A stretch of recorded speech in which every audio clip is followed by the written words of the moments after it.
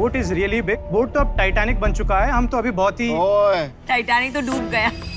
यार मुझे एक बात आज तक समझ नहीं आई कि जो भी ब्रांड आईपीएल में करोड़ों रुपए उड़ाकर स्पॉन्सरशिप लेता है, उसके बाद उसके बुरे दिन शुरू क्यों हो जाते हैं यार। सहारा को देख लो, बायजूस को देख लो, ड्रीम 11 को देख लो, और इनमें से एक कंपनी है बोट। साल 2022 आईपीएल चल रहा था और उस टाइम पर एक कंपनी जो अपने पीक पर थी, हर दूसरी टीम की जर्सी पर सिर्फ उसी कंपनी का नाम दिख रहा था, बोट।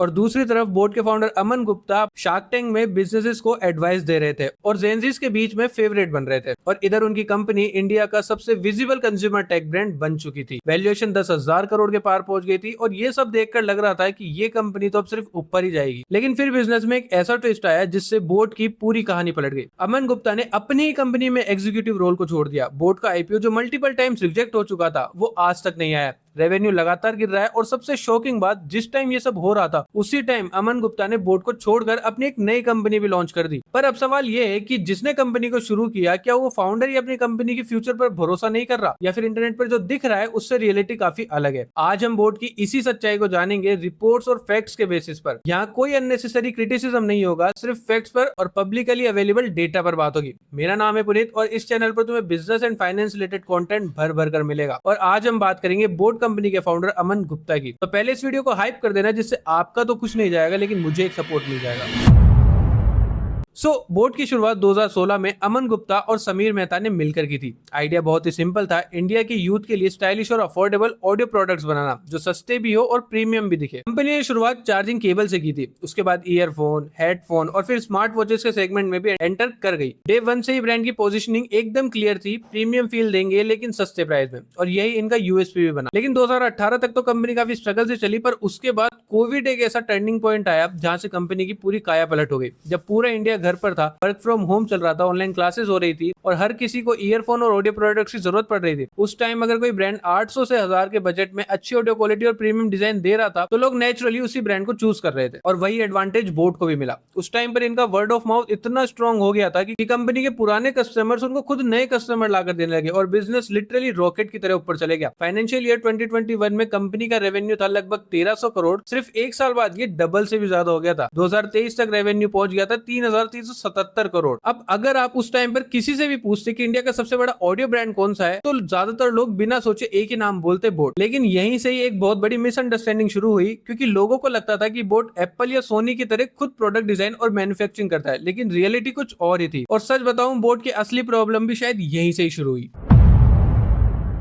तो जब मैं रिसर्च कर रहा था कि बोट एक्चुअली पैसा कमाता कैसा है, तो कंपनी के बिजनेस मॉडल को मैंने डिटेल में स्टडी किया, तो मुझे एक ऐसी चीज पता चली जिसने मेरा पूरा माइंडसेट चेंज कर दिया। देखो, एप्पल अपनी टेक्नोलॉजी डेवलप करता है, सोनी अपने R&D पर खर्चा करता है, सैमसंग खुद प्रोडक्ट डिजाइन करता है, लेकिन बोट का मॉडल इनसे कंप्लीटली अलग था। कंपनी ना तो कोई मैन्युफैक्चरिंग करती थी, ना ही कोई डिजाइन करती थी। बोट का पूरा बिजनेस टिका हुआ था सिर्फ मार्केटिंग और डिस्ट्रीब्यूशन पर। सिंपल लैंग्वेज में, प्रोडक्ट चाइना की फैक्ट्री में बनता था, उसके बाद उस प्रोडक्ट पर बोट की ब्रांडिंग, लेबलिंग होती थी, पैकेजिंग होती थी, मार्केटिंग होती थी और फिर इंडिया में सेल किया जाता था। इस बिजनेस मॉडल को इंडस्ट्री में व्हाइट लेबलिंग कहते हैं, यानी फैक्ट्री एक ही प्रोडक्ट बनाएगी और अलग अलग ब्रांड उसी प्रोडक्ट को अपने नाम से मार्केट में बेच सकते हैं। ये कोई इलीगल या फिर अनयूजुअल मॉडल नहीं है। दुनिया भर के हजारों कंपनीज एग्जैक्टली इसी मॉडल पर चलती हैं और काफी सक्सेसफुल भी है। तो प्रॉब्लम व्हाइट लेबलिंग की नहीं थी, असली प्रॉब्लम कहीं और थी। एक सेकंड के लिए इमेजिन करो, अगर सिर्फ आप ही चाइना की एक फैक्ट्री से प्रोडक्ट सोर्स कर रहे हो, तो आपके पास कितना बड़ा एडवांटेज होगा मार्केट में। लेकिन अगर कल को वही फैक्ट्री आपके कॉम्पिटिटर्स को भी वही प्रोडक्ट देना शुरू कर दे, तो क्या होगा? एग्जैक्टली वही हुआ। नॉइस, बोल्ट, Amazon बेसिक्स और दूसरे ब्रांड्स को भी ऑलमोस्ट सेम फैक्ट्री से सोर्सिंग करने लग गए। अब कस्टमर के सामने सेम प्रोडक्ट, सेम फीचर और लगभग सेम डिजाइन के प्रोडक्ट्स अवेलेबल हो, तो फिर कस्टमर बोट को क्यों ही खरीदेगा? यही वो सवाल था जिसका जवाब कंपनी के पास धीरे धीरे खत्म होने लगा। इसी पॉइंट से बोट का मोट, यानी कि बोट का जो एडवांटेज था, वो डिसएडवांटेज में बदल गया। लेकिन ये तो सिर्फ शुरुआत थी। कंपनी की जो सबसे बड़ी प्रॉब्लम थी, वो तो अभी आना बाकी थी, और वो प्रॉब्लम थी स्मार्ट वॉच बिजनेस का।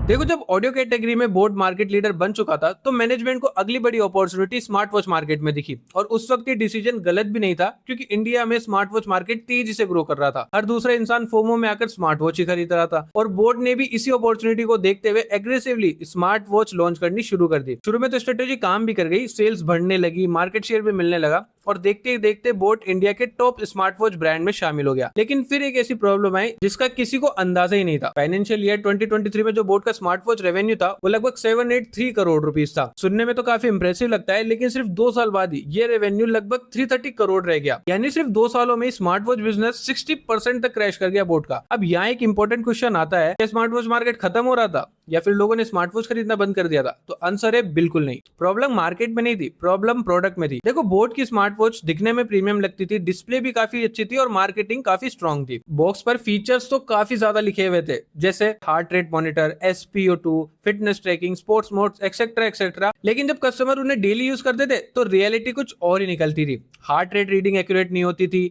फिटनेस ट्रैकिंग रिलायबल ही नहीं होती थी, GPS जैसे फीचर्स तो मिसिंग ही थे। बोट की वॉच एक्सपेक्टेड लेवल पर परफॉर्म ही नहीं कर पाई थी। प्रोडक्ट देखने में प्रीमियम थे लेकिन एक्सपीरियंस बिल्कुल खराब। और बिजनेस में कस्टमर को एक बार तो तुम मार्केटिंग से कन्विंस कर सकते हो, लेकिन दूसरी बार सिर्फ प्रोडक्ट क्वालिटी ही प्रोडक्ट को बेचती है। यही बोट के साथ हुआ। पहली परचेस मार्केटिंग की वजह से आ गई, लेकिन रिपीट परचेस धीरे धीरे कम होने लगी। और जब रिपीट कस्टमर ही खत्म होने लगता है तो कोई भी बड़ा ब्रांड अपनी ग्रोथ रोकना शुरू कर देता है।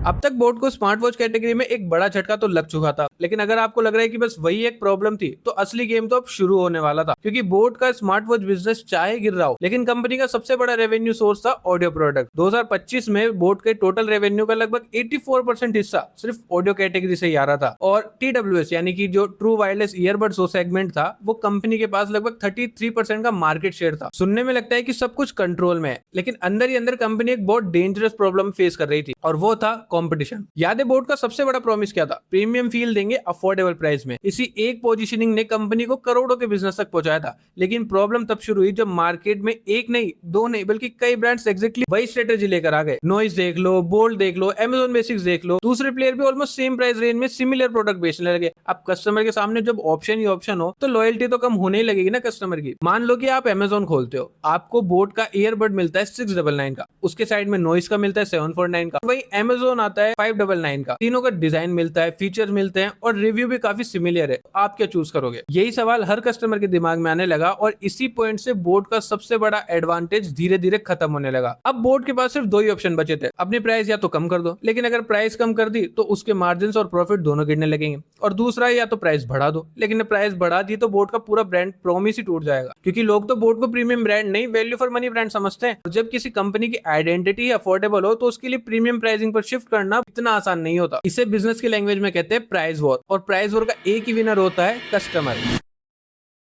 अब तक बोट को 3 बड़े झटके लग चुके थे। स्मार्ट वॉच बिजनेस स्लो हो गया था, ऑडियो कैटेगरी में प्राइस वॉर शुरू हो गई थी और कंपटीशन पहले से कहीं ज्यादा स्ट्रांग हो चुका था। लेकिन असली शॉक अभी बाकी था। सोशल मीडिया पर हेडलाइन आने लगी कि बोट फाइनली प्रॉफिटेबल हो गई। फाइनेंशियल ईयर 2025 में कंपनी ने लगभग 61 करोड़ का नेट प्रॉफिट भी रिपोर्ट किया। सुनने में लगता था कि कंपनी वापस से ट्रैक पर आने लगी है, लेकिन रियलिटी में ऐसा नहीं था। क्योंकि उसी पीरियड में कंपनी का रेवेन्यू अपने पीक से नीचे आ चुका था, यानी बिजनेस बड़ा नहीं हो रहा था। उन्होंने बस अपने खर्चे कम कर दिए। रिपोर्ट्स के मुताबिक कंपनी ने अपने एक्सपेंसेस कंट्रोल कर लिए थे, वर्किंग कैपिटल इंप्रूव कर ली थी और कॉस्ट कटिंग पर ज्यादा फोकस कर लिया था। इसी वजह से प्रॉफिट दिखने लगा था।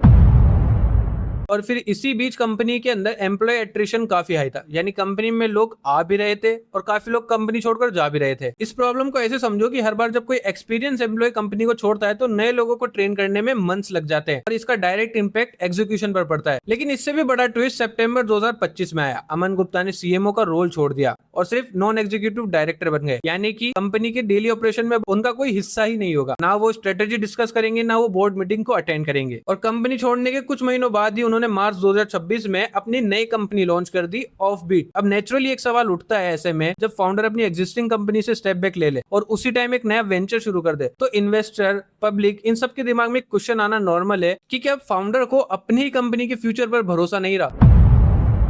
तो फाइनली सवाल यह आता है कि क्या बोट के पास कमबैक का कोई प्लान है? यस, कंपनी ने डिसाइड किया है कि अब वो धीरे धीरे प्रीमियम सेगमेंट में एंटर करेगी, यानी 800,000 वाले ईयरफोन से ऊपर जाकर 5 से 10,000 का प्रीमियम ऑडियो प्रोडक्ट्स लॉन्च करेगी। क्योंकि प्रीमियम प्रोडक्ट्स में मार्जिन काफी ज्यादा मिल जाता है। एक बार तुम ऑनेस्टली जवाब देना, अगर आज तुम्हारे पास 10,000 का बजट हो कोई भी ईयरफोन लेने का, तो क्या तुम बोट की ईयरफोन लोगे या फिर सोनी या JBL के? और ऑब्वियस सी बात है किसी और ब्रांड के, क्योंकि पिछले कई सालों से कंपनी ने अपनी ब्रांडिंग एक अफोर्डेबल ब्रांड के रूप में बनाई है। लोगों के दिमाग में एक इमेज बन चुकी है कि बोट का मतलब सस्ता, वैल्यू फॉर मनी प्रोडक्ट। इसी इमेज को बदलकर अगर प्रीमियम बनना है तो वो इतना आसान नहीं होगा, क्योंकि बिजनेस में प्रोडक्ट बदलना आसान होता है लेकिन कस्टमर की परसेप्शन बदलना बहुत मुश्किल होता है। तो लास्ट में ये कहना तो बिल्कुल ही गलत होगा कि बोट खत्म हो गई है, क्योंकि कंपनी के पास आज भी एक स्ट्रॉन्ग ब्रांड है, करोड़ों कस्टमर है और कमबैक करने का एक मौका भी है। लेकिन आने वाले 2 से 3 साल ये डिसाइड करेंगे कि बोट सिर्फ एक सक्सेसफुल स्टार्टअप बनकर रह जाएगी या फिर ये इंडिया का अगला ग्लोबल कंज्यूमर इलेक्ट्रॉनिक ब्रांड बन पाएगा। अब मैं आपसे पूछता हूँ ये कि अगर कल को बोट 10,000 का प्रीमियम ईयरफोन लॉन्च कर तो क्या आप उन्हें खरीदोगे? अपनी ओपिनियन कमेंट्स में जरूर बताना।